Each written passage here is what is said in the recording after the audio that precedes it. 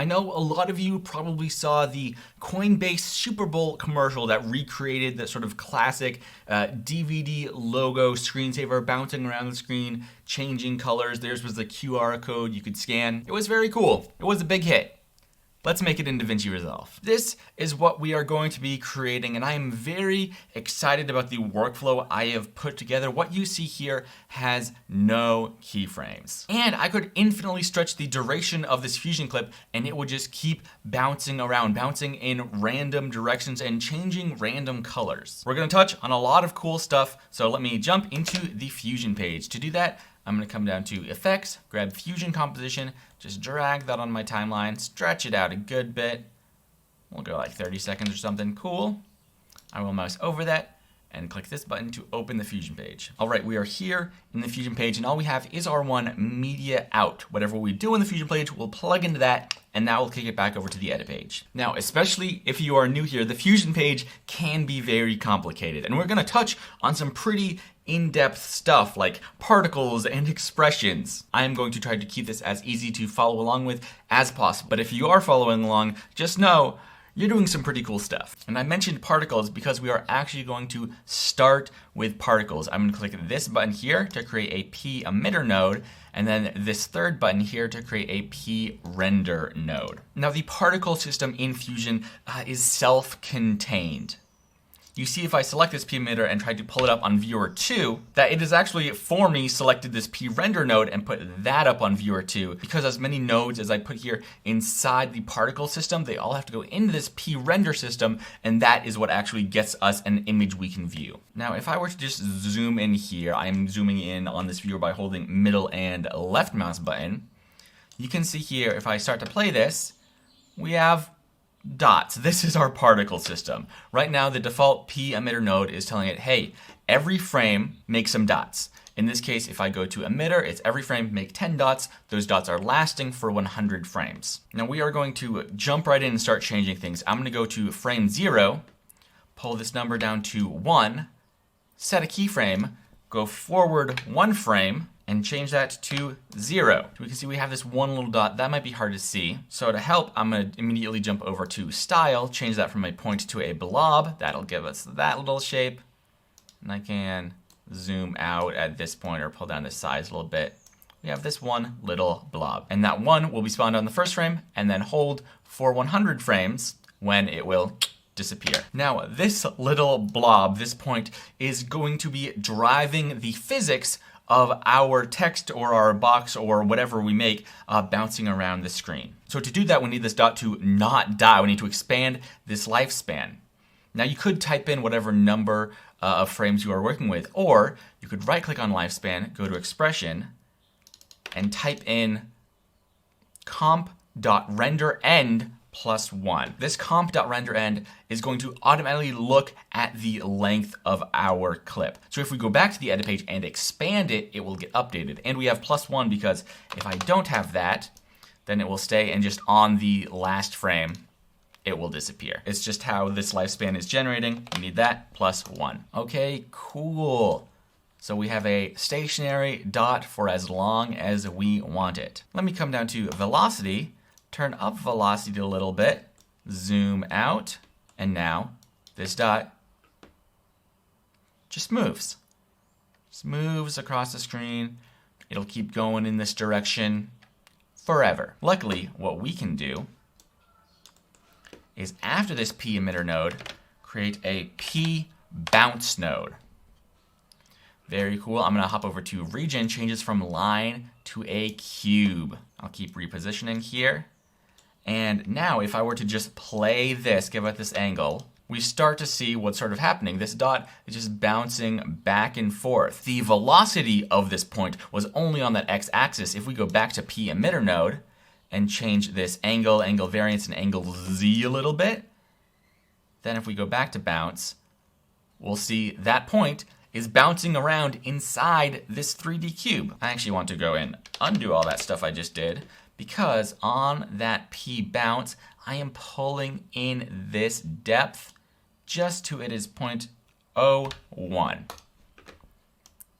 So we have this square and we have just a little bit of thickness. And importantly, I'm going back to my P emitter over to region, and I am setting that to cube to match. So we know it is going to spawn inside this. Now if we preview that a little bit, again, we reset that. So it's just bouncing beside these two walls, but I could go back to controls, turn up the angle just a little bit.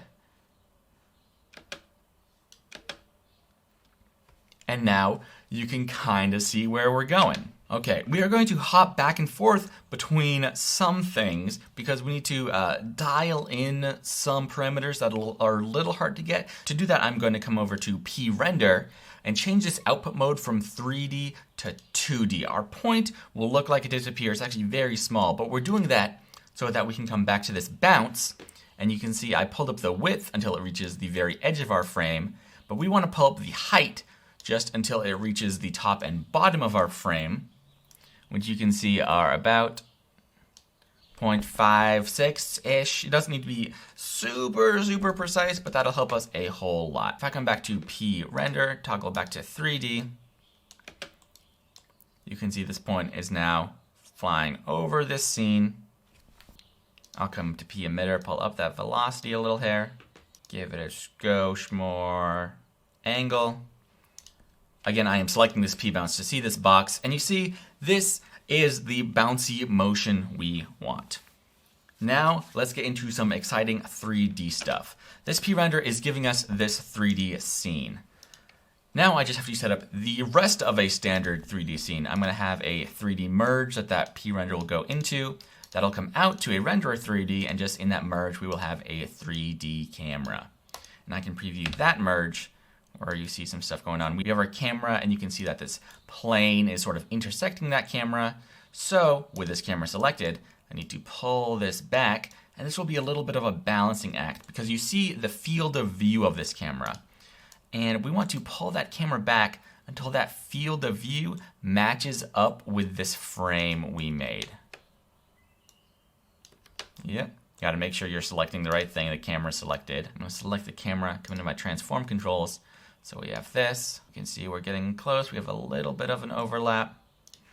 Pull the camera back just a little bit more.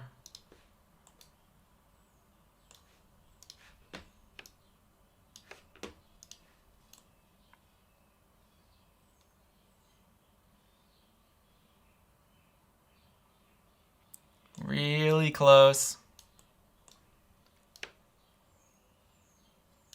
Let's try that. That looks pretty great. You can see it's showing us the field of view of this camera, and it is close to perfectly intersecting with each of the corners of this bounce plane. So if I pull up this renderer, you can see we have this dot flying around, bouncing the corners, hitting off. Cool. Wasn't quite zoomed out there, but now we have this dot flying around. Now, how do we turn this dot into something else? We are doing that with a very cool and very powerful node called the Replicate 3D node. Ooh, this is cool. Okay, I'm going to drag this. I'm going to connect this node between my P-Renderer and my Merge 3D node. Now this is giving us an error at first, and that's because it is missing a crucial input. We have this P-Render scene coming into this first input, the destination input, but we need something coming into this green input as well. And to do that, I'm going to click this button to create a Shape 3D node. By default, it will be this plane. That's great. I'm going to connect that into the green input. And now if I preview that Merge 3D or even my Renderer 3D, hey, we no longer have that dot bouncing around. We have this little square we created. This Replicate node is very powerful. I'm still not even sure I understand the breadth of what this node can do, but one thing I know it can do is that you can input a particle scene, and then you can input any 3D object, and it will replicate an instance of that singular 3D object on any number of points in your scene. There's only one box in this scene now because we only had one point. If I went back and cranked up the number of points being generated, we would have that many white boxes all bouncing around our scene. Let's do it real quick. I'm going to come back into my P emitter, and let's even leave it for this first frame. On this first frame, instead of 1, let's create 6. Now if I render that, we have 6. Now they are bouncing together because they all share the same velocity. We could increase the velocity variance and the angle variance, see what we're working with. Okay, now the dots are going different speeds and in different directions. This is cool. This is not what we are doing in this tutorial, but this does demonstrate the functionality of this replicate node. Just in the instance we are going with, we are only creating one particle and using that to generate one copy of this 3D plane we generated. And there are, believe it or not, more secrets to this replicate node. Check this out. It pulls certain parameters from the particle. If I go back to P emitter, go back to style and pull up the size of this blob we created, you can see that correlates to the blob of the square. So we know we want something a little bigger, and it is important, I believe, to pull up this size instead of going to the shape 3D size because of that interaction of bouncing into the edges. Pulling up this size, the actual particle will bounce on the edges, which is what we want. And if I were to go over to color and start to color that particle, it would color this 3D shape as well. It's a 3D plane, but still a 3D shape. That's cool, but that's not what we are going to do. We're gonna get pretty crazy with some, I think, complicated stuff. It's complicated for me. I'm gonna keep it simple, but I do wanna give a quick shout out to Noah Handel. I believe I am pronouncing his name right. He has some awesome videos and an amazing website with tons of resources for anyone doing particle effects inside Resolve. The particle system is crazy, underutilized, and I can't wait to show you what I found out with the help of some of his resources. But to do that, I'm going to create some room here in my node tree, and after this P bounce, I'm going to create a P custom node. There are different custom nodes inside Fusion. All of them are crazy, crazy powerful. We are going to use just a little bit of this functionality, but you see if I move over in the inspector, I can set up a region. And if I click that, I can go to region cube, and this looks a lot like the setup we had before. If I select that P-render node, you can even see we have this new smaller box inside. So I can come to this P-render. We know we want our width at 1, our depth at 0, 1, and I can come back to this P-bounce, grab that same height number, and now that box matches the box that we are using to drive the bounce. Now, importantly, I'm going to change this ignore region to when intersecting region. Okay, now the crazy stuff. I'm going to come back over. I'm going to hop over to this particle tab here. And now we have a ton of parameters. And these are correlating to the raw parameters of this particle system. Just to demonstrate, you can see I have this velocity X, Y, and Z. And without changing anything, this dot is bouncing around our scene all over the place. If I were to come to velocity Y, and just set that to 0, it would only have velocity on the x-axis, so it just bounces back and forth like this.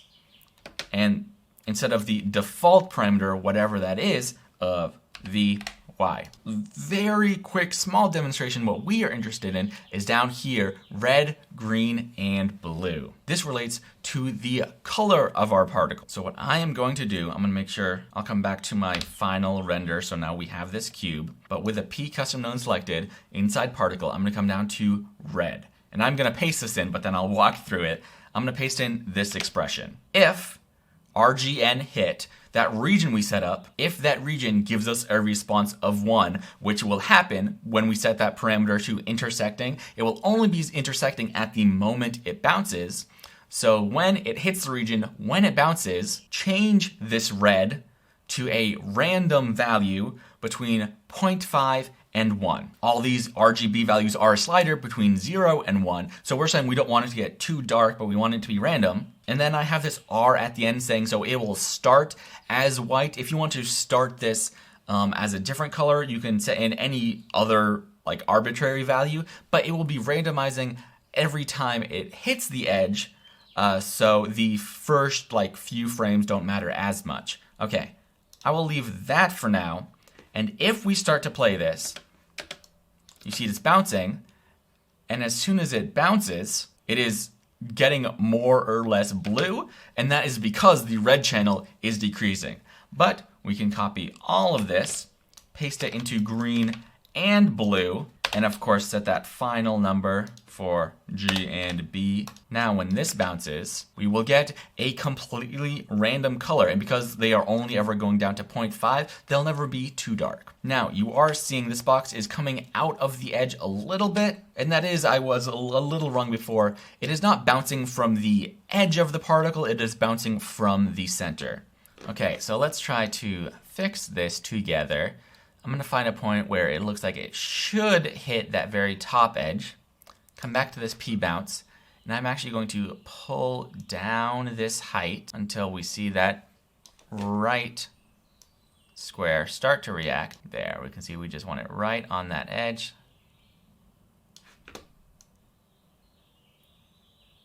You can see even we have a little too much, so just screws it up. I think I would favor towards bouncing a hair off screen. That's great. Get towards a bounce on the side. Pull in this width as well. Cool. This number that is working for me on this width, 0.834, and on the height, 0.398. If you are 16:9, that should work for you. But now, of course, we need to copy this width and height. Head over to our P custom node, paste that in the region as well, because that box is now bigger than this box, so it will never hit that box. But now preview, it is hitting those edges, it is changing color.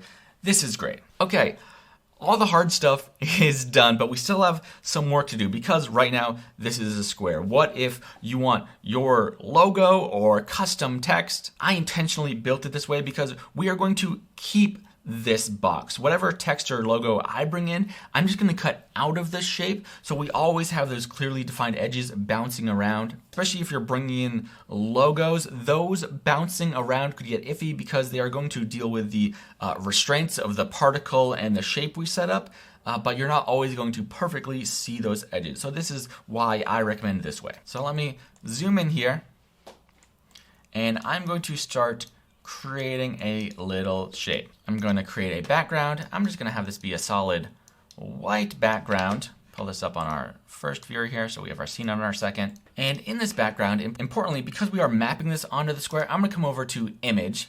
I'm going to uncheck Auto Resolution, and I'm going to right check on height, go to Expression, and just parent that to this width so we always have this perfect square. It's not the most important thing, but it's a great way to get this square. And then I'm going to create a Text Plus node. And now we'll just type in something like, and subscribe. We can hop over to Image and do the same little hack. I'm doing this on the text as well because while it won't change how the text looks, if I preview just the text, you'll see it has it on the square. It keeps things a little clean. I'm going to size this up, and hey, even let me right click in this text box, go to Character Level Styling. You're getting an extra tip. Now I can go over to Modifier and do something really cool. Now I can select individual characters and modify the size just for those. So we start getting some powerful stuff. We can pull this line spacing down. So as long as anything stays in this square, it should be pretty good. Like and subscribe. Cool. I'm going to compare the output of this text and the background. So now we have this little merge, and this text is white, but that doesn't super matter because we're going to come into merge anyway and change this from over to XOR. So now we have this white shape with the text cut out of it. Now this we can plug right into this shape 3D merge. It will treat that as a material, and boom. Now if we go back, it starts white, but starts moving around as soon as it hits the edges, changes color, like and subscribe. Demonstrate a logo very quickly. Let me pull in the YouTube logo, and if I were to just replace that with my text, you see, hey, a little cutout of a YouTube logo. You could even use this merge size, and then that could be flying around changing colors, which isn't probably very brand friendly, but it's cool. And then as long as your renderer 3D is piped into your media out, you can go back to the edit page, and here you have your effect. This is flying around. This is a little fast, especially with no motion blur, so I will hop in, and you can just go back to your P emitter on controls, pull down that velocity a little bit, and that will directly affect the speed of this flying around the screen.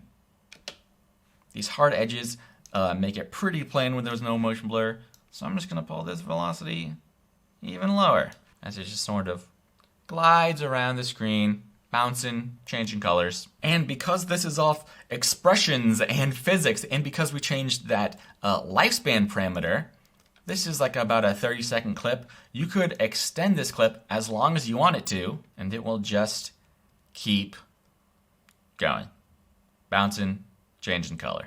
And that's the video. I'm leaving it on this scene because I think this looks pretty cool. I don't think there is an easier or more flexible way to do this. I could go in and change the text or the size or the velocity. This could be flying and bouncing around all over the place. Of course, much more for DaVinci Resolve on my channel. We've got tutorials and presets. I think I am pretty likely to turn this into a preset. Just drag and drop on your timeline and it works. If that's something you are interested in, let me know, because then I am probably more likely to actually make it.